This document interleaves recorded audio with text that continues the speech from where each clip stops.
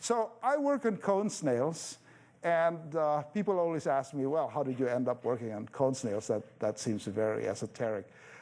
And the answer is that I grew up in the Philippines and collected shells as a hobby.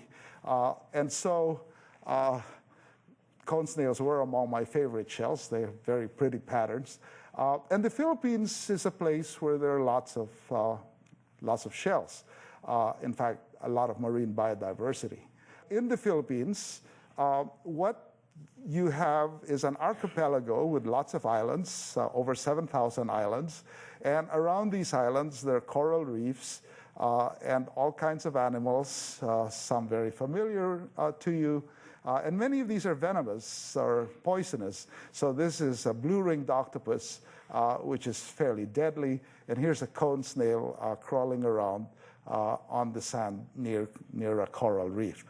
So the Philippines really has a very rich biodiversity.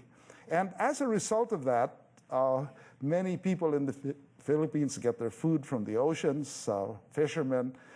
Villages go out during low tide to gather all of the shells that they can find. And in small islands of the Philippines, essentially all snails, marine snails, are eaten.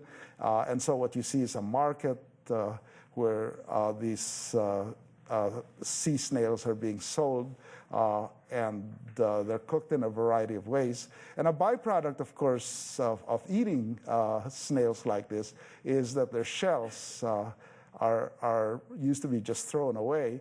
But a shell trade has grown up in the Philippines, and they're now a big business to sell these shells all over the world. So if you go to Florida or you go to the Mediterranean and you buy a seashell, it's more likely to have come from the Philippines than to be a local product.